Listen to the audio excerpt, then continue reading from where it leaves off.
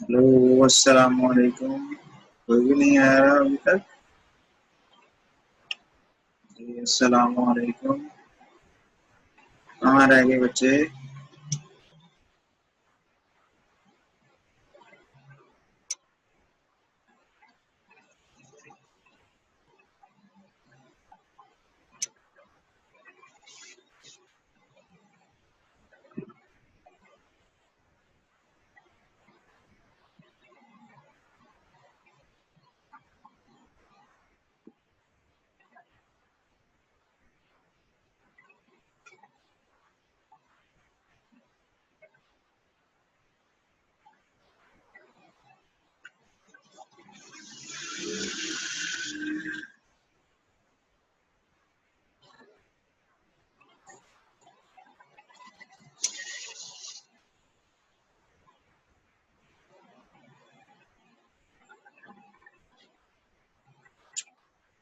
जी, last topic तो हमने class में पढ़ा था। अब वो नॉर्मलाइजेशन का था, थोड़ा सा उसको रिवाइज कर रहा हूँ। फर्स्ट ऑफ ऑल, नॉर्मलाइजेशन, ये टेबल हम एग्जांपल लेंगे फर्स्ट नॉर्मल फॉर्म के लिए।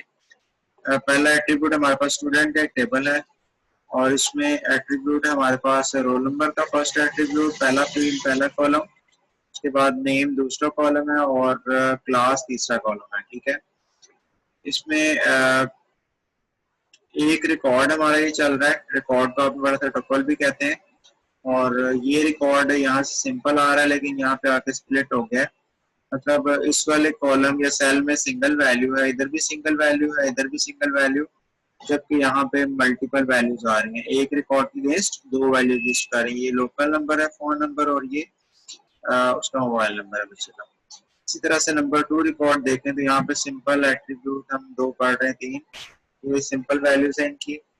जबकि नेक्स्ट अगर हम यहाँ पे देखें तो ये उसके मल्टी वैल्यू एट्रीब्यूट आ गया, इसमें मल्टीपल वैल्यूज आ रही हैं। That is called repeating groups. अगर एक रिकॉर्ड के अगेंस्ट मल्टीपल वैल्यू यूज करती हैं, that is called repeating groups. और ये वैल्यू एटॉमिक नहीं है। हमें फर्स्ट नॉर्मल फॉर्म में ये अचीव करना है कि सारे के सारे जो एट्रीब्यूट है, अंडरलाइन डोमेन जो है, उनमें सिंपल एलिमेंटल वैल्यू होनी चाहिए। ये प्रॉपर्टी भी पढ़ी थी हम लोगों ने रिलेशन की और टेबल की प्रॉपर्टी के अंदर। और यहाँ पे अगर हम देखें थर्ड रो के अंदर, तो ये सिंपल एक रिकॉर्ड है।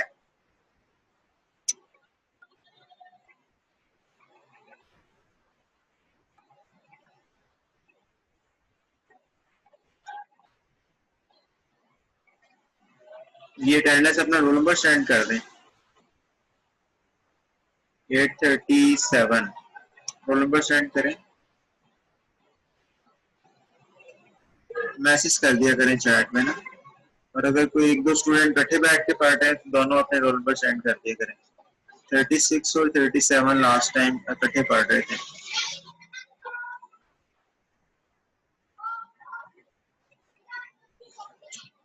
जी, वो भी गया, 37 आया था, वो भी चला गया। अच्छा, यहाँ पे हम लोग ये वाली चीज है, इसको देखें तो ये सिंगल रिकॉर्ड है और एक ही फोन नंबर है स्टूडेंट का। जबकि यहाँ पे पहले रोल नंबर 1 to 4 का अली जिसका नेम है, बीएससी क्लासेस के दो फोन नंबर हैं। तो ये हमारे पास जो एट्रीब्यूट है फोन का या कॉन्टेक्ट का, वो हमारे पास मल्टी वैल्यू एट्रीब्यूट है। रिपीटिंग ग्रुप इसमें लिस्ट कर रहे हैं। इनको हमने एलिमेंटल वैल्यू में कन्वर्ट करना है, सिंपलेस्ट वैल्यू या फिर एटॉमिक वैल्यू में कन्वर्ट करना है। तो ये टेबल हमारा फर्स्ट नॉर्मल फॉर्म में आ जाएगा। उसके बाद नेक्स्ट अगर हम देखें तो ये हमारे पास इधर above table contains repeating groups. पूरा टेबल में रिपीटिंग ग्रुप्स हैं। To convert the table into first normal form, we have to remove repeating groups. Repeating को खत्म करना पड़ेगा. So the above table will be converted into two tables. जो पहला table था हमारे पास, वो दो टेबल में डिवाइड हो जाएगा। और एक एमसीक्यू आपको बताया था, table is also called relation, या relation is also called table. अब पहला टेबल हम बना रहे हैं स्टूडेंट का, ये नाम उसका लिखा हुआ है। उसके बाद फर्स्ट एट्रीब्यूट जो था रोल नंबर, पहला कॉलम पहला फील्ड जो था, उसमें एटॉमिक वैल्यूज थी 1 2 और 4 रोल नंबर है, 1 2 3 रोल नंबर है, 3 3 4 रोल नंबर है। उसके बाद नाम फर्स्ट स्टूडेंट का अली है, सेकंड का काशिफ है, अगले का मोहसिन है। बीएससी इनकी क्लास है। तो these are the atomic values. Atomic values वाले फील्ड उनको हमने सेपरेट कर दिया। और ये हमारे स्टूडेंट टेबल की प्राइमरी की, जब वो स्टूडेंट का रोल नंबर होगा, जहाँ से उसको आइडेंटिफायर भी कहते हैं। और जहाँ से हर हर स्टूडेंट को यूनिकली आइडेंटिफाई किया जाएगा। नेक्स्ट अगर हम देखें तो रोल नंबर यहाँ पे एज अ फॉरेन किया है, इस टेबल का एट्रीब्यूट है जो कि यहाँ पे मूव कर रहा है, तो दोनों टेबल की रिलेशनशिप भी बनाएगा। और इस टेबल की प्राइमरी की बिकॉज 1 to 4 रिपीट हो रहा है, यहाँ पे 1 to 3 2 टाइम्स आ रहा है। और फोन नंबर भी किसी हालत में सेम हो सकता है, अगर एक ही स्टूडेंट एक ही घर के दो स्टूडेंट्स हैं तो उनका फोन नंबर घर का नंबर सेम हो सकता है। इट मीन्स कि ये भी यूनिक नहीं होगा, ये भी नहीं यूनिकनेस देगा। दैट्स व्हाई दोनों को मिला के हमें प्राइमरी की बनाना पड़ेगी, जो आप लोगों ने पढ़ा था कंपोजिट प्राइमरी की चैप्टर नंबर 2 के अंदर। तो यहाँ पे कंपोजिट की बनेगी, that is called primary roll number और फोन को मिला के। और ये कॉन्टेक्ट इन्फॉर्मेशन का टेबल बन गया हमारे पास। अब ये एटॉमिक वैल्यूज यहाँ हर एक के अंदर, ये भी हर सेल में सिंगल वैल्यू है, that is why it is called atomic values. ये पूरे का पूरा टेबल जो फर्स्ट नॉर्मल फॉर्म में आ चुका है। उसके बाद सेकंड नॉर्मल फॉर्म को रिकॉल करते हैं, रिपीट करते हैं। सेकंड नॉर्मल फॉर्म के लिए एग्जांपल हमने ली है यहाँ पे। रोल नंबर पहला फील्ड है, सब्जेक्ट दूसरा फील्ड है, मार्क्स तीसरा फील्ड है, नेम चौथा फील्ड है और क्लास पांचवा फील्ड है। यहाँ पे टेबल का नाम क्या है, स्टूडेंट रिलेशन, स्टूडेंट टेबल है। यहाँ पे हम लोगों ने प्रॉब्लम देखनी है कौन सी वाली है। अब देखिए यहाँ पे एटॉमिक वैल्यूज तो है, हर सेल में सिंगल डेटा पड़ा हुआ है, मतलब टेबल फर्स्ट नॉर्मल फॉर्म में है, लेकिन यहाँ पे प्राइमरी की नहीं है। मतलब रोल नंबर 10 और 10 2 टाइम्स है, 20 टाइम्स है। इसके एक स्टूडेंट दो सब्जेक्ट पढ़ रहा है, मैथ भी पढ़ रहा है और कंप्यूटर साइंस भी पढ़ रहा है। दैट्स व्हाई रोल नंबर हमें यूनिकनेस नहीं देगा। दोनों को मिला के आप प्राइमरी की बनाएंगे, that will be composite primary. उसके बाद डिटरमिनेंट फंक्शनल डिपेंडेंसी आपने फाइंड आउट करनी है कि मार्क्स हम तभी स्टूडेंट के बता सकते हैं जब आपके पास स्टूडेंट का रोल नंबर भी होगा और सब्जेक्ट का नाम भी पता होगा। लाइक अगर आप कहते हैं रोल नंबर 10 के मार्क्स बताएं, रोल नंबर 10 के 2 मार्क्स हैं, लाइक 74 8 भी हैं और 72 भी हैं। इसके डिसाइड नहीं कर सकते रोल नंबर 10 के कौन से वाले मार्क्स। अगर हम पूछते हैं मैथ में नंबर कितने हैं, तो ये मैथ है, इधर भी मैथ है, मैथ में 78 भी है, मैथ में 39 भी है। इट मीन्स कि सब्जेक्ट भी हमें मैथ मार्क्स जो है वो रिट्राइव नहीं करके दे सकता। और मार्क्स को ऑब्टेन करने के लिए, फाइंड आउट करने के लिए, डिटरमिन करने के लिए हमें दो चीजों का पता होना चाहिए। पहले नंबर पे रोल नंबर पता होना चाहिए और सेकेंडली सब्जेक्ट का नेम पता होगा, तो हम डायरेक्टली मार्क्स को बढ़ा के लगेंगे। इट मीन्स अगर हम कहते हैं 20 रोल नंबर के मैथ में कितने मार्क्स हैं, तो डायरेक्टली आंसर क्या आएगा हमारा 39। रोल नंबर 20 के कंप्यूटर साइंस में कितने नंबर है, दैट इज 67। इट मीन्स कि मार्क्स डिपेंड कर रहा है इन दोनों एट्रीब्यूट के ऊपर। जी मार्क्स डिपेंड कर रहे हैं दोनों एट्रीब्यूट के ऊपर। रोल नंबर भी पता होगा, सब्जेक्ट भी पता होगा, तो आप उसके मार्क्स बता सकते हैं। इट मीन्स कि मार्क्स का जो एट्रीब्यूट है वो फुली फंक्शनली डिपेंड कर रहा है रोल नंबर पे और सब्जेक्ट पे। जबकि अगर हम देखें नेम जो है वो अली है और 10 रोल नंबर का नाम अली ही मिलेगा आपको, किसी भी जगह पे देख लें। 20 का देखें तो वो आपको खुर्रम ही मिलेगा। इट मीन्स कि अगर आपको रोल नंबर पता है तो आप बच्चे का नाम फाइंड आउट कर सकते हैं, डिटरमिन कर सकते हैं, बता सकते हैं। Same is the case with the class. अगर आपके पास रोल नंबर 10 है तो आप क्लास बताएंगे डायरेक्टली एमएससी है, रोल नंबर 20 है तो क्लास बीएससी है। तो क्लास अगर आपको रोल नंबर पता है तो आप क्लास फाइंड कर सकते हैं। तो फंक्शनल डिपेंडेंसी हमने यहाँ पे फाइंड आउट कर ली कि नेम और जो क्लास है वो डिपेंड कर रहे हैं किस पे, सिर्फ और सिर्फ रोल नंबर पे। जबकि मार्क्स जो नॉन की एट्रीब्यूट है वो डिपेंड कर रहा है रोल नंबर पे और सब्जेक्ट पे। यहाँ पे की एट्रीब्यूट्स कौन से आपके, रोल नंबर और सब्जेक्ट की एट्रीब्यूट्स है, बिकॉज यहाँ पे प्राइमरी की लगी हुई है। और जिन एट्रीब्यूट्स पे, जिन कॉलम या फील्ड पे प्राइमरी की नहीं लगी, that is called non key attributes. तो मार्क्स का नॉन की एट्रीब्यूट फुली फंक्शनली डिपेंड कर रहा है किसके, रोल नंबर और सब्जेक्ट पे। जबकि नेम का नॉन की एट्रीब्यूट सिर्फ और सिर्फ रोल नंबर पे डिपेंड कर रहा है। क्लास का नॉन की एट्रीब्यूट जो है वो सिर्फ और सिर्फ रोल नंबर पे डिपेंड कर रहा है। इट मीन्स हम कह सकते हैं कि यहाँ पे प्रॉब्लम एग्जिस्ट कर रही है, that is called partial dependency. अब पार्शियल डिपेंडेंसी क्या है कि रोल नंबर जो है वो डिटरमिन कर रहा है नेम को, और रोल नंबर जो है वो डिटरमिन कर रहा है किसको, क्लास को। तो name is functionally dependent on roll number and class is functionally dependent on roll number. Roll number जो है वो प्राइमरी की का पार्ट है, फुल प्राइमरी की दोनों पे लगी हुई है। तो रोल नंबर प्राइमरी की का पार्ट है, that is called partially dependent. Name भी पार्शियली डिपेंड कर रहा है प्राइमरी की के पार्ट पे, that is called roll number. और क्लास भी प्राइमरी की के पार्ट पे डिपेंड कर रहा है, मतलब रोल नंबर पे डिपेंड कर रहा है। तो ये प्रॉब्लम है हमारे पास पार्शियल डिपेंडेंसी की। उसके बाद करना है क्या हमने, इसको प्रॉब्लम को रिमूव करेंगे तो टेबल आपका सेकंड नॉर्मल फॉर्म में आ जाएगा। ठीक है? Yes sir. जी, second normal form, the above table contains partial dependency. To convert the table into second normal form, we have to remove the partial dependency. So the above table will be converted into two tables. Table को दो हिस्सों में divide कर लेंगे। जो fully dependent था, like marks, वो हमने प्राइमरी की full के साथ भेज दिया, और जो नेम और क्लास पार्ट पे डिपेंड कर रहा था वो हमने रोल नंबर के साथ सेंड कर दिया। तो एक ही अलग टेबल बन गया। इस टेबल को हम स्टूडेंट रिलेशन कह रहे हैं, और ये बार बार आपको बताया था मैंने कि table is also called relation, relation is also called table. Most important MCQ mostly paper में आता है। उसके बाद मार्क्स की अगर हम बात करें नॉन के एट्रीब्यूट की, तो वही दोनों पे डिपेंड कर रहा है। हम मार्क्स तभी फाइंड आउट कर सकते हैं किसी भी सब्जेक्ट या किसी भी स्टूडेंट के, जब आपके पास रोल नंबर भी होगा और उसका सब्जेक्ट का नेम भी होगा। सपोज कर ले आपने बोला रोल नंबर 10 के मैथ में कितने नंबर हैं, तो आप 75 पे 78 पे आएंगे। अगर रोल नंबर 10 के कंप्यूटर में है तो वो 72 है।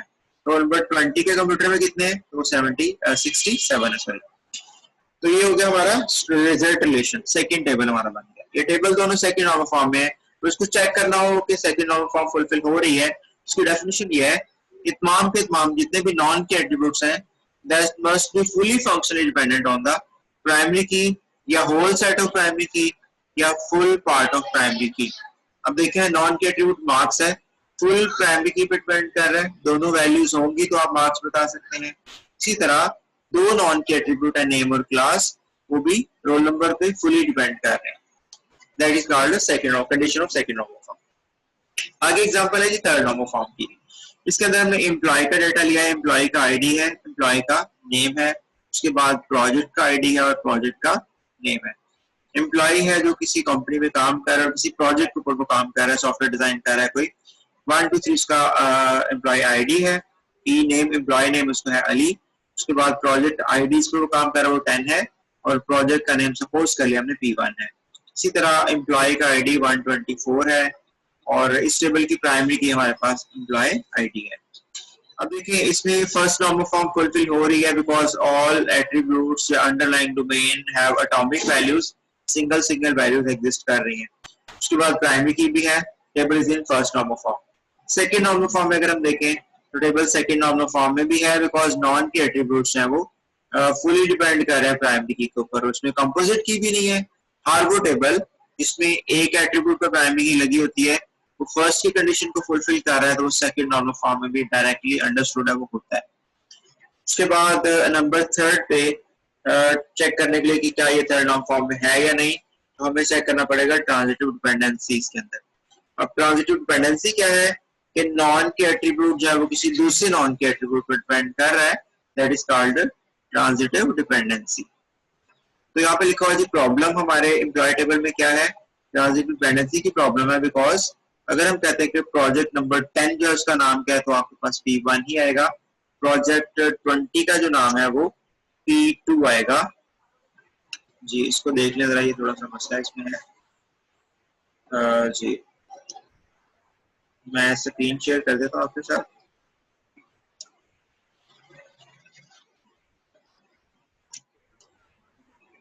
ये चेंज होने वाला थोड़ा सा, ये देखें, इसको फुल स्क्रीन कर लें।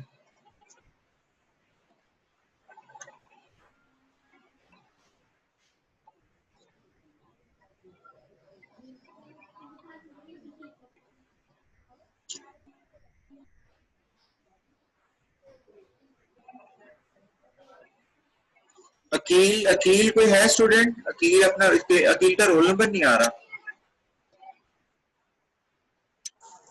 जी सर है। ओके एक्सेप्ट कर लिया मैंने। अब ये देखें यहाँ पे हमारे पास जी ये वाला टेबल था, और ये वाला थर्ड नॉर्मल फॉर्म। तो स्क्रीन नजर आ रही है आपको? Yes sir. जी सर। ओके हो गया। जी यहाँ पे हम मूव कर रहे हैं थर्ड नॉर्मल फॉर्म के ऊपर। ये है जी थर्ड नॉर्मल फॉर्म का टेबल। यहाँ पे P1 है और आगे दूसरा प्रोजेक्ट है दैट इज कॉल्ड P2। तो 20 के हमें P2 मिलेगा, मतलब एक एट्रीब्यूट की वैल्यू हमें पता है। You can find the value of another attribute हमने पढ़ा था relationship between two attributes, that is called functional dependency. यहाँ पे कौन सी फंक्शनल डिपेंडेंसी है? That is called transitive dependency. अगर एक एट्रीब्यूट की वैल्यू पता है तो दूसरे क्या फाइंड कर सकते हैं, और ये दोनों नॉन की एट्रीब्यूट है। तो नॉन की एट्रीब्यूट का किसी दूसरे नॉन के एट्रीब्यूट पर डिपेंड करना क्या कहलाता है? Transitive dependent. ठीक है, एग्जाम्पल यहाँ पे लिखिए, प्रोजेक्ट आईडी जो है वो क्या फाइंड कर रहा है, क्या डिटरमिन कर रहा है? प्रोजेक्ट नेम को, और project name is functionally dependent on project ID, both are the non key attributes, that's why यहाँ पे ट्रांजिटिव डिपेंडेंसी है। नेक्स्ट है जी हमारे पास, इसको नॉर्मल फॉर्म में लेके आना है, थर्ड नॉर्मल फॉर्म में, तो आपने वही कॉन्टेक्स्ट लिखना है।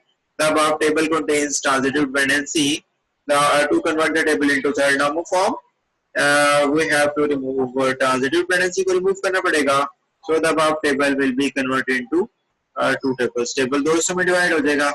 तो यहाँ पे प्रोजेक्ट आईडी है और प्रोजेक्ट नेम है, ये दोनों एक दूसरे पर डिपेंड कर रहे हैं, इसको हमने उठा के सेपरेट रिलेशन बना दिया और इस टेबल का नाम लग गया प्रोजेक्ट रिलेशन। एंटिटी 10 है हमारे पास, 10 आइटम के अंदर P1 मिलेगा और 20 के अगेंस्ट P2 मिलेगा। ठीक है, इसी तरह जो पुराना हमें एक्चुअल टेबल दिया गया था एम्प्लॉय का, उसमें एम्प्लॉय का आईडी है 10 और 20 पे फॉल कर रहा है। एम्प्लॉय आईडी आना यहाँ पे 1 और 2 था जी, यहाँ पे 1 and 2 अली और आबिद नेम था, जबकि प्रोजेक्ट किस पे काम कर रहे हैं? 10 और 20 पे काम कर रहे हैं। ठीक है, ये हमने अलग बना दिया, और यहाँ पे ये वाली जो है that is called foreign key, because primary key यहाँ पे प्रोजेक्ट आईडी है और यहाँ पे project ID as a foreign key इस्तेमाल हो रहा है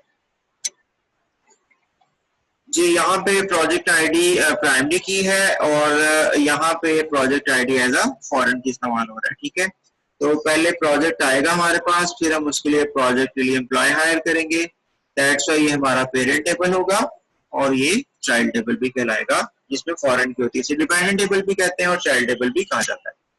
ये आपने डेफिनेशन में पढ़ा था, फॉरेन की जब डेफिनेशन चैप्टर 2 में पढ़ी थी आप लोगों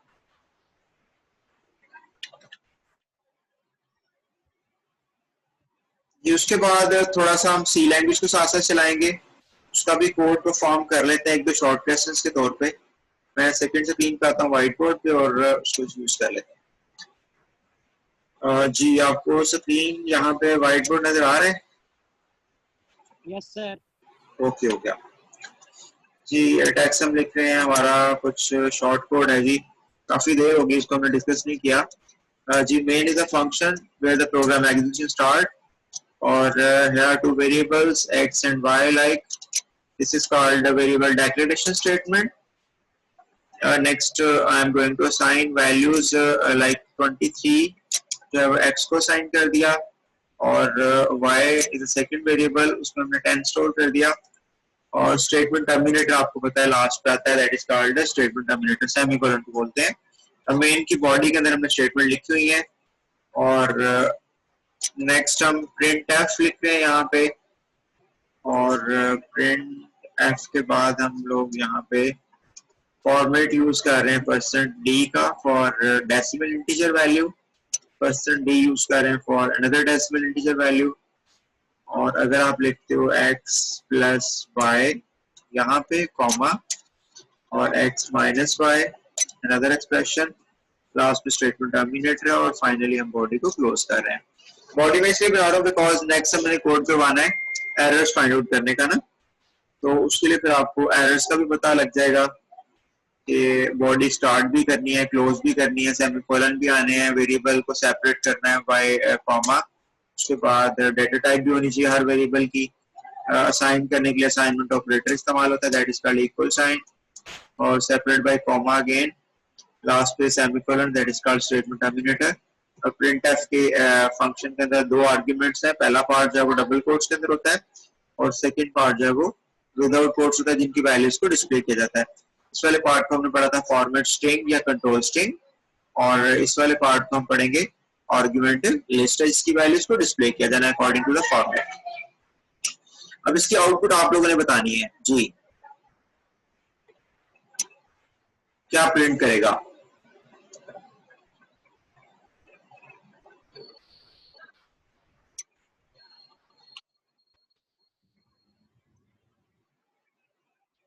जी ऑन एयर है, आवाज आ रही है आपको? Yes, sir. इसका कोड प्रिंट करवाने की कोशिश करें। x हमारे पास एक वेरिएबल है, y दूसरा वेरिएबल है। जब हमने पढ़ा था कि वेरिएबल डिक्लेयर्स होते हैं तो उनको मेमोरी में जगह मिल जाती है, ठीक है। x को स्पेस मिल गई मेमोरी में और ये बॉक्स बन गया x का, राइट। उसके बाद ये हमारे पास y को स्पेस मिल गई और ये इसका स्पेस बन गया, ठीक है। और ऑन एयर लेक्चर जाना है, उधर आपने सही वाली आउटपुट बतानी है और थोड़ा सा स्केलफुली काम करना है। नेक्स्ट है जी असाइनमेंट स्टेटमेंट। जब ये वैल्यू असाइन होंगी तो 23 किसमें असाइन हो गया हमारे पास, 23 आ गया जी यहाँ पे x की वैल्यू, ठीक है। असाइनमेंट ऑपरेटर ने 23 यहाँ से लिया और इसमें जाके असाइन कर दिया। और ये आपको बताया था मैंने कि राइट टू लेफ्ट ऑपरेशन होगा। 10 जो है वो किसमें स्टोर किया गया, वेरिएबल y में स्टोर हो गया और 10 यहाँ पे आ गया। उसके बाद print F, very simple statement, double quote में कोई भी टेक्स्ट नहीं लिखा हुआ, परसेंट यहाँ से मूव करेगा और इस साइड पे आएगा और यहाँ पे जाके वैल्यू प्रिंट कर देगा। क्या प्रिंट होगा पहले नंबर पे, जबरदस्त, पहली आउटपुट होगी हमारे 33, वेल डन, बिल्कुल ठीक है। ये जी 33 प्रिंट हो गया। उसके बाद ये comma as it is print हो जाएगा, ठीक है। जो भी डबल कोड में लिखा होता है वो एज इट इज प्रिंट हो जाता है। उसके बाद अगेन फॉर्मेट स्पेसिफायर है, वो सेकंड आर्गुमेंट के पास जाएगा। Yes, sir. और क्या प्रिंट करेगा, बोले 13 प्रिंट होगा। Well done, very good, 13 print होगा बिकॉज 13 प्रिंट होगा सर जी। ओके हो गया, 23 में से -10 किया गया तो 13 आंसर आ गया। एक्सप्रेशन को पहले वैल्यूएट किया जाता है, बाद में उसकी वैल्यूज को प्रिंट किया जाता है जी। पहला कोड हमने परफॉर्म कर लिया। इसी तरह सेकंड कोड के ऊपर आते हैं। Yes sir. और एक और असाइनमेंट करके देखते हैं। इसमें हमने सिंपल वेरिएबल डिक्लेरेशन को डिस्कस किया और असाइनमेंट को देखा और प्रिंटफ स्टेटमेंट को देख लिया, ठीक है। उसके बाद हम वॉइड के साथ चलते हैं, वॉइड मेन लिख लेते हैं और मेन की बॉडी स्टार्ट कर ली हम लोगों ने। नेक्स्ट सिंगल वेरिएबल के साथ चलते हैं जी। ए डिक्लेयर किया हम लोगों ने। उसके बाद ए को वैल्यू असाइन कर लेते हैं, लाइक 25 सेमीकोलन। इंक्रीमेंट और डिक्रीमेंट पर डिबेट करते हैं, ये भी हमने टॉपिक क्लास में डिस्कस किया था। ए प्लस प्लस, ठीक है। और अगर प्लस प्लस बाद में आ रहा हो तो आपको बताया था मैंने कि ये पोस्ट फिक्स इंक्रीमेंट है, ओके। उसके बाद प्रिंट एफ, और प्रिंट एफ के अंदर हम लिखते हैं value is equal two percent आई के साथ चलते हैं बिकॉज ये भी फॉर्मेट स्पेसिफायर है इंटीजर्स के लिए, और ए की वैल्यू को प्रिंट कर देते हैं और फाइनली ब्रैकेट को क्लोज कर देते हैं, ठीक है। इसकी आउटपुट के लिए मैं कलर चेंज कर रहा हूँ, रेड कर लेते हैं जी। सेकेंड आउटपुट आपने कोशिश करनी है लिखवानी है। इंक्रीमेंट ऑपरेटर है, अगर किसी के साथ भी प्लस प्लस लगा होगा, चाहे पहले लगा है चाहे बाद में लगा हुआ है, उस वेरिएबल में इजाफा कर देता है। और कीप इन माइंड कि सबसे पहले ये स्टेटमेंट चलेगी, इसने वेरिएबल्स को मेमोरी में जगह एलोकेट की, वेरिएबल ने जगह ले ली मेमोरी के अंदर, ए का बॉक्स बन गया। उसके बाद नंबर सेकंड पे ए इज इक्वल 25 असाइन कर दिया गया किसमें, वेरिएबल ए में। तो यहाँ पे ए की वैल्यू उसकी मेमोरी में स्टोर होगी, जाके हार्डकोड वैल्यू है जाके उसके अंदर स्टोर कर दी जाएगी। 25 इज हियर। उसके बाद ए प्लस प्लस कौन सा ऑपरेटर है, इंक्रीमेंट ऑपरेटर, किसके साथ लगा हुआ है, ए के साथ, और इसका वर्जन कौन से, पोस्ट फिक्स, बाद में लगा हुआ है। अब यहाँ पे अगर कोई एक्सप्रेशन होता या कोई आउटपुट स्टेटमेंट होती तो इसमें बाद में इजाफा होना था, पहले वैल्यू ने इस्तेमाल हो जाना था। अब इंडिपेंडेंटली लगा हुआ है, इट मींस ये स्टेटमेंट चलेगी और बाद में ये स्टेटमेंट की बारी आएगी, तो डेफिनेटली इसमें एक का इजाफा होगा और 25 के बाद वैल्यू क्या हो जाएगी, 26 हो जाएगी, एक का इजाफा करेगा। उसके बाद प्रिंट एफ के पास आएगा कंट्रोल और इतना एज इट इज प्रिंट करेगा। What will be the value of, इसकी आउटपुट क्या होगी, value equal to 26 VALUE print होगा, जो कि टेक्स्ट गिवन है, डबल कोट्स के अंदर एज इट इज प्रिंट कर देगा। उसके बाद इक्वल साइन आएगा, ये भी एज इट इज प्रिंट हो गया। Next percent I, that is a format specifier for integer data type, यहाँ से मूव करेगा और आर्गुमेंट के पास आएगा जी आर्गुमेंट के पास आएगा और ए की वैल्यू क्या है 26 है, उसकी मेमोरी से उठाएगा और ला के प्रिंट कर देगा। ये हो गया जी यहाँ पे आउटपुट 26। आज हम थोड़ा सा सिंपल काम कर लेते हैं, नेक्स्ट में हम थोड़ा सा इसको कॉम्प्लेक्स करेंगे। इसको असाइनमेंट स्टेटमेंट एक्सप्रेशन के अंदर भी लिखेंगे और आउटपुट के अंदर भी पोस्ट फिक्स भी और प्री फिक्स का भी आपको करवा दूंगा। आप सबसे पहले छोटा सा कॉन्सेप्ट ले लेंगे, इंडिपेंडेंटली लगा हुआ है, चाहे पहले होगा चाहे बाद में होगा। अगर इधर भी प्लस प्लस होता तो उसमें 26 हो जाना था और उसने 26 ही प्रिंट करना था, लेकिन अगर बाद में लगा हो तो भी 26 हो गया और वो 26 ही प्रिंट कर रहा है इंडिपेंडेंटली। लेकिन अगर एक्सप्रेशन में होगा तो उसका डिफरेंट होगा, वो कल डिस्कस कर लेंगे। ठीक है, आज का आपने इनॉमिनेशन तीनों याद कर लेनी है। डेफिनेशन में कल आपको दूंगा, first normal, second normal, third normal, और उसके बाद कॉन्सेप्चुअल आज हमने देख लिया। इसी लेक्चर को मैंने लोड भी कर देना है, अपलोड कर देना है चैनल में, शेयर कर देना आपके साथ लिंक, उसको आप बाकियों के साथ भी शेयर कर सकते हैं जिन्होंने मिस कर दिया है। उसके बाद जो है हमारे बाकी स्टूडेंट्स, उनको बता देना कि लेक्चर स्टार्ट हो गए हैं। ठीक है, और डेली लेक्चर होना करने हमारा, और टाइम आपने मुझे बता जी टाइम आपने मुझे सीआर से डिस्कस करके सेंड कर देना है। हम 3 से 4 बजे भी कर सकते हैं, 2-2:30 बजे भी कर लेते हैं, और कॉलेज में कहते हैं तो कॉलेज में अरेंज कर लेंगे। आजकल उधर एडमिशन चल रहे हैं कॉलेज में, तो वहां पे टाइम बिल्कुल भी नहीं होता। ठीक है, तो ये कुछ हफ्ता डेढ़ हफ्ता ना घर पे। जी क्या कह रहे हैं? मैं फिजिक्स की भी क्लासेस आज लेट हुई थी, तो इसलिए देख लें, एडजस्ट कर लें। 1 बजे के करीब हुई थी फिजिक्स की भी और मैथ की भी। उन्होंने प्रिंसिपल ने यही कहा कि आप किसी भी टाइम मैनेज कर लें। ठीक है, तो स्टूडेंट कुछ कह रहे थे हम लोग इस वक्त अवेलेबल नहीं होते, तो वो डिस्कस कर लें यस सर, आप इस लोग, टाइम एकेडमी टाइम होता है। तो आपस में डिस्कस कर लें। 1-2 हफ्ते अभी यस इधर ही शाम का टाइम ही चलना है, बिकॉज कॉलेज में एडमिशन हो रहा है। ठीक है, उधर हम उधर बिजी सर, होते हैं ठीक है एडमिशन। ये टाइम। तो बाकी फिर वीडियो अवेलेबल है, वो आप कभी भी देख सकते हैं। रात को 10 बजे देख लें बैठ के, 1 बजे देख लें, सुबह अर्ली मॉर्निंग देख लें। सर आपके चैनल का नाम क्या है? चैनल का नाम? मैं अभी आपको लिंक शेयर कर दूंगा। ठीक है, thank you sir. Okay, thank you sir.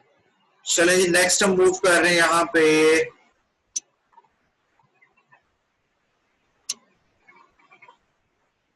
Ji next एक और असाइनमेंट कर लेते हैं। नेक्स्ट पेज पे इसको सेव मैंने कर लिया और नेक्स्ट पेज पे चलते हैं जी। एक सिंपल सी एग्जांपल ले लेते हैं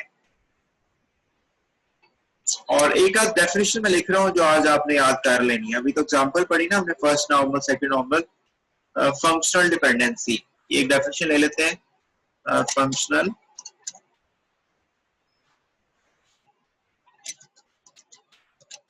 फंक्शनल डिपेंडेंसी पे हमने क्लास में पढ़ा था, उसी को रिकॉल कर लेते हैं। बाकी इंशाल्लाह फिर नेक्स्ट टॉपिक से 1-2 दिन में स्टार्ट करेंगे जब से स्टूडेंट आना शुरू हो जाएंगे। फंक्शनल डिपेंडेंसी क्या है कि दो एट्रीब्यूट्स का आपस में रिलेशन बोला था उसने। ठीक है, is a relationship between two attributes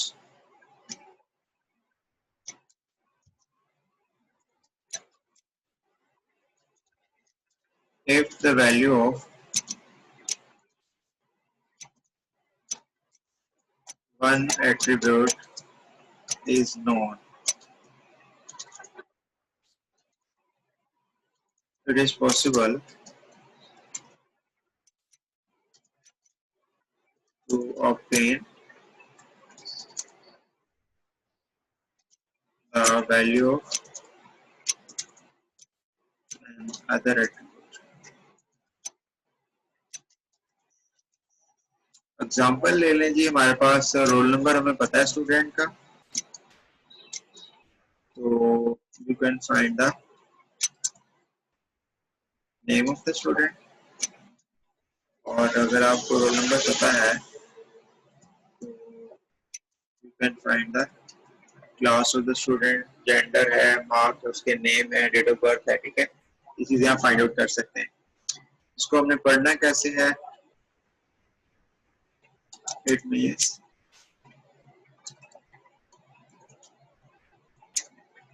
if we know student name, sorry, student roll number,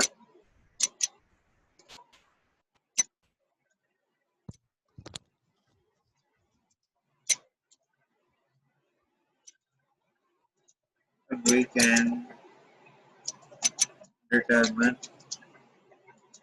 the name and class of the student. और इसको पढ़ेंगे कैसे? Roll number,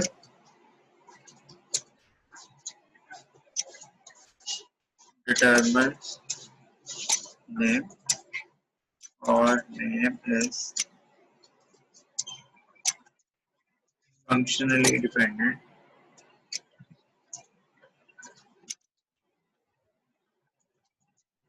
on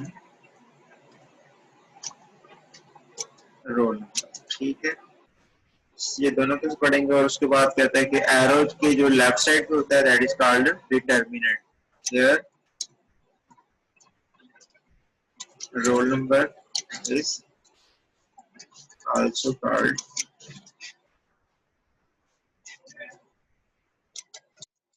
determinant. ये डेफिनेशन आपने याद कर लेनी, एग्जांपल भी साथ देख लेनी है। इसको हम सेव कर रहे हैं, बाकी इंशाल्लाह फिर कल उसकी रिकॉर्डिंग अभी बना के मैं अपलोड कर देता हूँ। ठीक है, अटेंडेंस है वहाँ पे आपके ग्रुप में? क्या कह रहे हैं? वो जो आप चैनल जो है आपका, उसमें प्रीवियस लेक्चर्स पढ़े मैं, ये जो पहले सारे मैंने रख देने, प्रिंट ऐप का सेंड किया था, स्कैन ऐप का सेंड किया था, प्रोग्रामिंग के सारे सेंड कर दूंगा और मोर प्रिसाइज उससे अच्छे वाले बना के ना अभी डिलीवर भी कर दूंगा, रिवीजन भी हम कर लेंगे। इस महीने में बड़ा काम करेंगे इंशाल्लाह, तो उसको रिवाइज करके आप ना एक एक क्वेश्चन सी लैंग्वेज का भी साथ साथ उसको तैयार करते जाएं। ठीक है, तो शॉर्ट टाइम में आपने डबल काम कर लेना है। एक क्वेश्चन ज्यादा मुश्किल नहीं है, 10-15 मिनट में बंदा तैयार कर लेता है, और अगर पुराना पढ़ा भी हो वो तो 10 मिनट में तैयार हो जाता है। ठीक है, सी का भी एक एक क्वेश्चन में साथ साथ ना लिंक सेंड करता जाऊंगा अपलोड करके, आपकी वो भी तैयारी हो जाएगी। राइट, ठीक होगा। चलें जी, रोल नंबर मैसेज कर दे, आपकी अटेंडेंस हो जाए। रोल नंबर मैसेज कर दे सब बच्चे जितने भी हैं सर ग्रुप में। हाँ, इधर ही चैट में सेंड करें ताकि रिकॉर्ड वीडियो के साथ रिकॉर्ड होते हैं आपके ना। Yes sir. G20 आ गया, 59 आ गया, और 70 भी है। अकील अपना रोल नंबर सेंड करो, आपका रोल नंबर नहीं पता। सर मेरा रोल नंबर आ गया 70 का। 70 का मैसेज आया, मैसेज करो। वैसे डिस्प्ले पे आ रहा है लेकिन मैसेज में नहीं आया, मैसेज को रिकॉर्ड हो जाता है हमारा ना, उससे अटेंडेंस हो जाता है। ठीक है, उसके बाद 37 का नजर आ रहा है लेकिन रोल नंबर नहीं आया इसका भी। अकील 804 आ गया। ठीक है, मैसेज भी कर दे अकील। 59 भी बैठा हुआ है, 859, उसके बाद 820 भी है। सब बच्चे मैसेज कर दें, फिर वो मैसेज से उठा के आपकी अटेंडेंस लगा लूंगा ना, और रिकॉर्ड हो जाती है बेसिकली। G20 आ गया, 59 आ गया, 37 आ गया, बाकी अभी किसी का नहीं आया।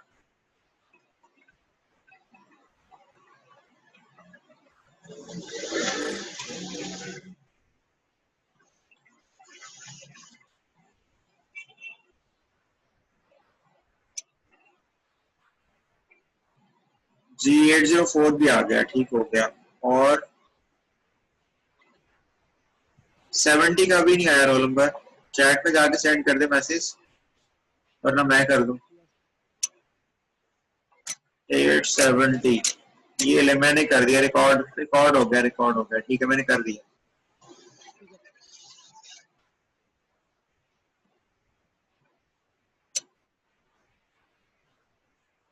चलें, बाकी इंशाल्लाह फिर नेक्स्ट लेक्चर के अंदर। अंटिल अल्लाह हाफिज।